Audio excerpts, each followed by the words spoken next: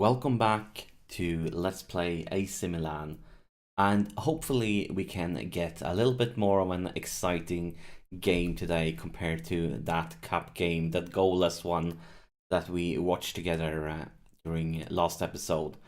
And since that game I have played 3 games, 2 in the league and 1 in the Euro Cup. First off, this one versus Sampdoria was a really crazy game. Like, damn it, we should have shown that one instead. If you take a look here at the scores, they took an early lead after 10 minutes. Then they scored again in the 15 minutes. 15th minutes. They had a 2-goal lead after 15 minutes, and I was about to start crying. But then we got a goal in the 25th minute. Then we equalized just before halftime. And then we scored again in the 87th minute. And I thought this was the winner. I was celebrating. I was so happy. And then, during extra time, that one made me cry. So I bet this was was a very exciting game for the neutral fans. For me, it was like starting to build up for a future heart attack or something. But yeah, very crazy game.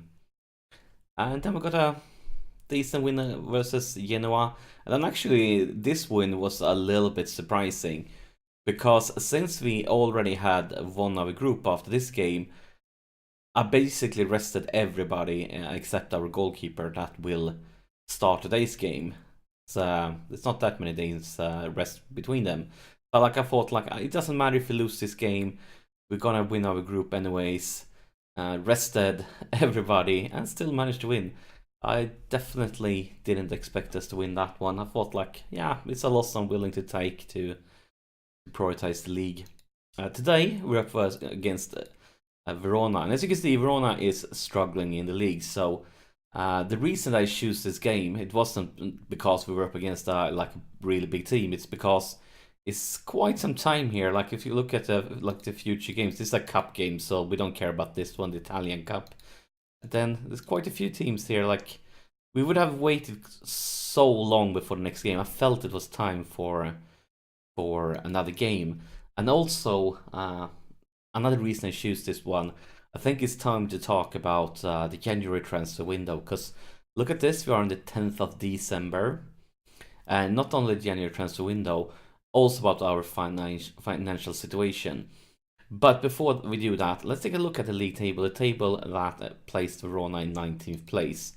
As you can see, we're currently in 4th place, and as I said before, like last time or 2 times ago, something like that, we and Udinese has been like back and forward, who's been 5th and who's been 6th. And as you can see also, Sassuolo is really close behind, just 1 point behind, but we have played 2 less games, so hopefully that can work to our advantage. Another another team that's kind of have fallen a bit from grace is, of course, our big rivals Inter, because for a long time in this season, they were the only one that were giving Juve a fight for their money. But then they got into a really bad stint lately. They managed to win the last game, but look, before this game, they had 4 games without a win, 3 losses and 1 draw. So they went from like this crazy winning every single game to getting to a really bad stint, and like basically got destroyed here versus Juve. So I mean, that means that they are not too far ahead of us, at least not if we can manage to win these 2 games that we are behind everybody. And of course that's good news for us, makes things a little bit more exciting, because now the top 2 dream is alive. But for that to happen, of course, we need to win those games. And even if we win both the games, we're still going to be in 4th place, but we're going to be very, very close to the other guys here. But yeah, back to what I was saying about the January transfer windows coming up and our financial situation. And I'm very, very worried right now. For an example, we've got this information where they told me that, like it looks like right now, they are predicting that the club is going to fail the Euro Cup financial fair play regulations, we are predicted to make a loss of over 25 mil compared to the 5 mil that's would be okay. And it says we need to generate 20 million in extra income to comply with the relegations. And also we got I think it was financial update, and yeah, look at the losses this month. And with that, I want to say it's not my fault, because if you take a look at the transfer window that I did during the summer, I sold players for more money than I signed players. So this situation, I'm not guilty. It could have been looked much worse if I would have signed players for a bigger amount than I sold players. But I'm down. They changed this a bit earlier. Only going to get to keep 35% of the transfer revenue if you sell a player. Only 35%. That's basically nothing. And there's a huge problem with this, because if we are in this crappy situation financially, and the January transfer window is about to come up, and we might be forced to sell a player, and if that happens, we get to keep like barely anything to use for transfer funds to try to replace that player. And if you take a look at our squad, there's quite a few players that are wanted by other clubs. Quite a few of them. Let's see here. Sort by value. And I mean, I'm going to tell other clubs no, most likely, because why would I sell a player if he's important to us and we don't get to keep any of the money? But look at this. This is like my most highest valued players. Wanted by Chelsea. Wanted by Tottenham. Wanted by everybody. And there's some more. Wanted by Sevilla. Wanted by... I'm not sure what nation that club is from. Maybe it's a Chinese club or something. And I think there's more. Wanted by a bunch of clubs. Wanted by Everton. And yeah, this is a very worrisome situation, because I'm fearing that, let's say for example, we get a big offer for Romagnoli here. I'm going to turn it down, but maybe my board will overrule me and sell him anyways. And if that happens, and it could happen to a few players, because all my top players almost is wanted by other clubs, we could find ourselves in a situation where we lose like one or two of our best players, but since we only get to keep 35% and we don't have that much left on our transfer budget, we will be in a situation where we lose one or two of our best players, but we really can't replace them with players of the same ability. And that's very worrisome for our future. It's going to be a scary January transfer window coming up here in 20 days. I have been scouting, of course, but considering our bad financials, I've been focusing on just checking out, like, these are players that are currently transfer listed.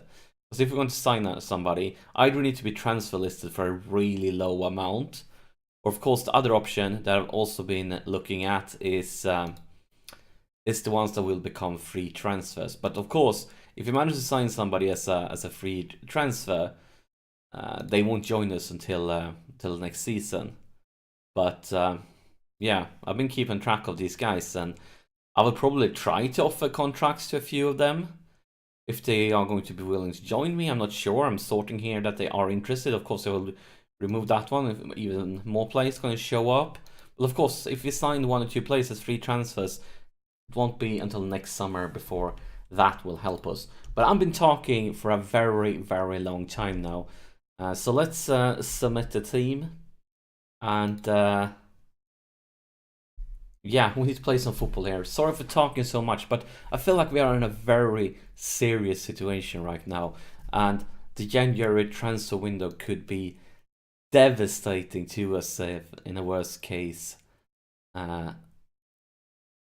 And yeah, like, I mean, if we get into a situation where when something happens where we lose most of the strongest players. We can't do anything about it. Like, we are going to be in some serious trouble because we definitely won't have a team that's good enough to fight for top 4 if that happens.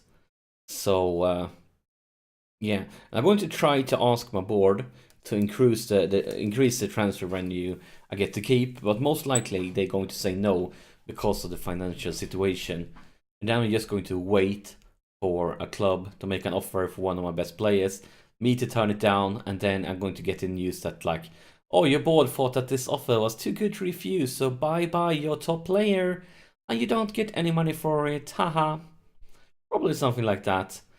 And then, yeah, it's going to be very interesting and scary, and yeah, to see what happens during the January transfer window. But right now, we have gotten a penalty, and we are playing Verona away, as I said earlier, and Verona's having a tough season, but you know, with away games, you can never take anything for granted.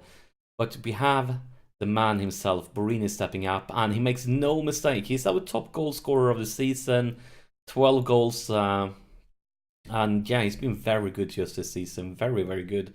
It's actually one of the top goal scorers of the league, I believe. I think he's fallen down a bit because last time I was talking about it was very early, like a few episodes ago. I think it was like second place. Now I think it's like maybe third, fourth, something like that. And he's a corner. Maybe we can create something more. Or maybe not. Maybe it's actually going to be a counter-attack for Verona here from the corner. We'll see. Come on, guys. We can win it back. Beautiful Locatelli. Ososo. We're gonna do. Back for Kesse. Biglia for Borini. Locatelli. Sosa. Oh my god! And Borini! That was, first off, it was a sensational strike by Sosa. And that was a really good chance for Borini there on the rebound. Damn it, we really should have scored there. If we would have scored there just before halftime, it would have been perfect. Still, I mean, we're on the lead. Being a lead in a away game is always nice. But, yeah, a goal there would have been perfect. So I'm going to tell the guys we can create more. We can push forward. We can... And we have to, because we need to take as many points as we can. Because we don't know if we're going to have any team after January is over, so we need to take as many points as we can right now, because the rest of the season could be a very tough one. We're probably going to have one more episode before the January transfer window opens, but still, scary times is on its way, and we need to take a lot of points, a lot of them.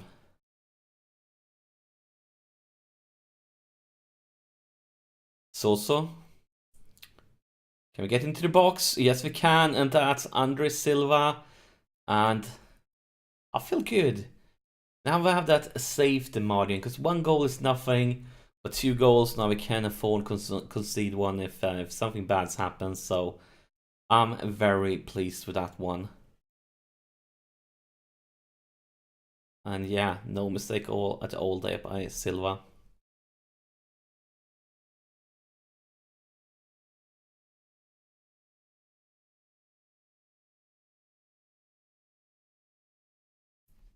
And an injury for them, but that's not bad news to me. And right now, no club is interested in Donnarumma, but I'm very worried for him because we know that he's a keeper that the top teams, the day will come. It's not a question if it will come. The question is when it... Oh my god! What a screamer here by Kessie. What a screamer. Take a look at the replay. But yeah, the question is not if it will happen. The question is when it will happen. Because we know that the day will come when the big teams go all in for Donnarumma. That, like, we know it. And of course, I'm going to turn them down. But will my board? I mean, he's probably going to be pissed. and with a new dynamic system in FM18, probably the whole team will become pissed, and then we will be in a difficult situation. Basically, we will.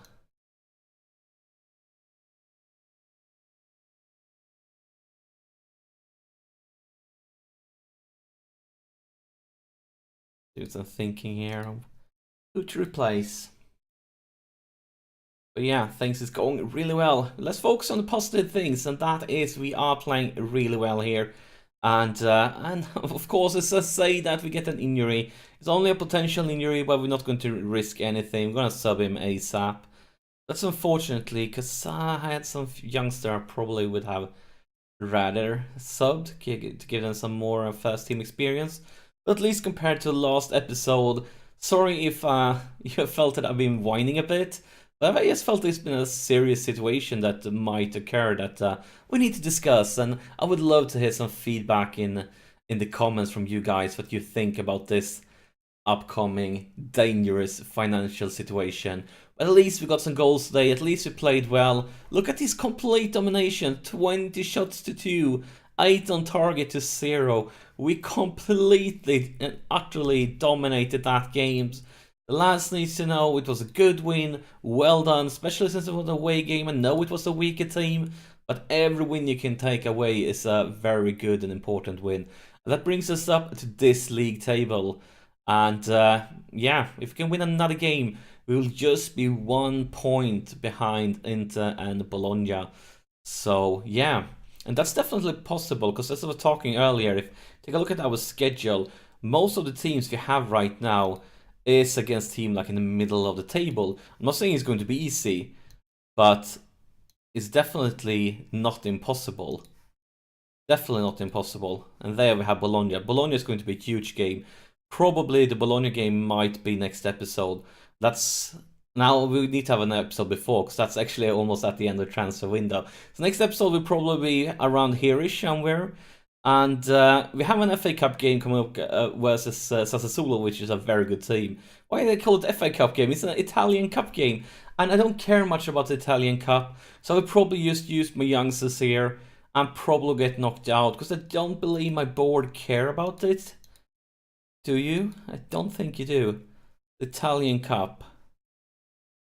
Yeah, they are not regarding the cup as important. So yeah, I will probably be just use my youth team and probably get knocked out, because I need to prioritize the league and the Euro Cup. But that's it for this episode. As always, thank you so much for tuning in. And as I said earlier, let me know in the comments any ideas, what you think about the financial situation and the upcoming transfer window. But a massive thank you for tuning in, and I'll see you in the next episode.